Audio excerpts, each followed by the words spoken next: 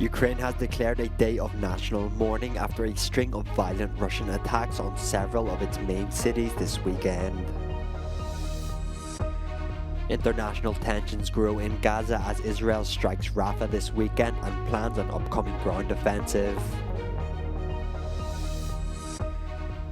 Finnish citizens head to the polls to decide on a new president in a second and decisive round of voting.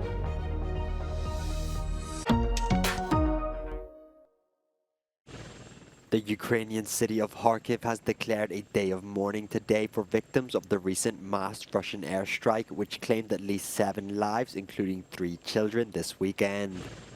Russian drones on Saturday hit a local oil depot, spraying nearby buildings with burning fuel.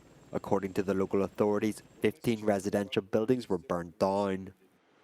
On Saturday, the Russian Ministry of Defense published a video of Minister Sergei Shoigu visiting a drone production plant in the Udmurtia region, where he inspected new drone models.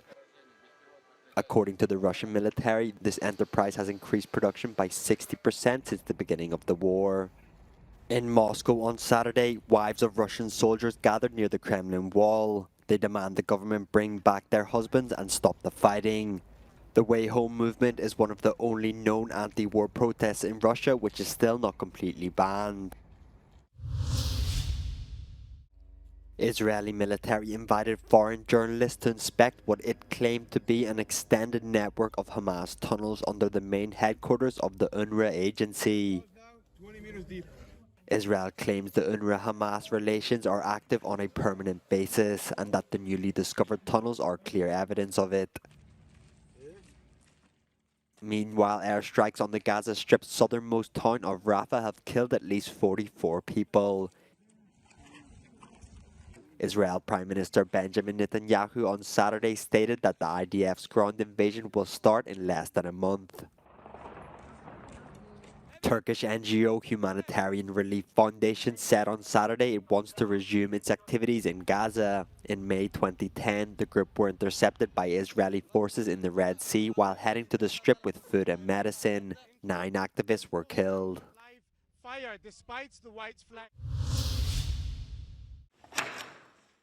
Citizens in Finland head to the polls this Sunday to decide on a new president in a second and decisive round of voting.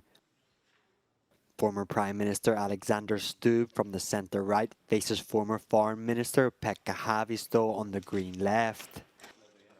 Stubb took the top spot in the first round of the election in January with 27.2% of the votes. He is the favourite to win the presidency. Haavisto, on the other hand, took home only 25.8%. The winner's main task will be to guide the new NATO members' foreign and security policy amid Russia's grinding invasion of Ukraine. The pair largely agree on some issues already. These include maintaining a hard line towards Russia, which shares a border with Finland, strengthening security ties with Washington, and helping Ukraine. Hundreds of people gathered on Saturday in the Italian town of Trento to protest against the killing of a bear. The bear, known as M90, was killed earlier this week after local authorities consider him too confident. They claim he was often seen wandering near human houses. In one occasion, he followed a couple of hikers for half a kilometer. Protesters insisted the situation could have been dealt with differently. They say the order to kill was made too quickly, giving animal rights activists no time to overturn it.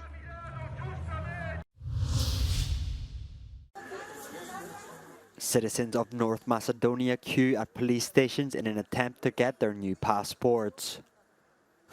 On Monday, the validity of their old ones, which do not say the word North, will expire.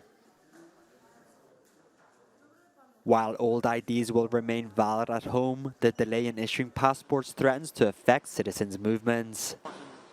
Travel could be restricted and those who are abroad after the 12th of February prevented from returning home.